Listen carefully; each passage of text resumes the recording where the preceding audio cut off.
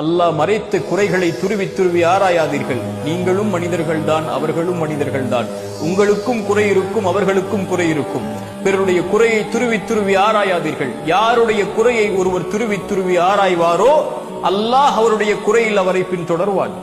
அல்லாஹ் அவருடைய குறையில் அவரை பின்தொடர்ந்தால் அல்லாஹ் அவரை அவருடைய வீட்டின் மத்தியிலேயே அல்லாஹ் இழிவுபடுத்துவான். உங்களுடைய பாவத்தை அல்லாஹ் மக்களுக்கு முன்னால் வெளிப்படுத்தி உங்களுடைய கண்ணியத்தை அல்லாஹ் நீக்குகிறான் என்றால் நீங்கள் செய்த பாவத்தில் மேன்மையான பாவத்திற்குரிய தண்டனை அது. அது என்ன பாவம்? நீங்கள் பிறருடைய குறையில் மூழ்கி இருப்பீர்கள், பிறருடைய குறையை மறைக்காமல் இருப்பீர்கள்.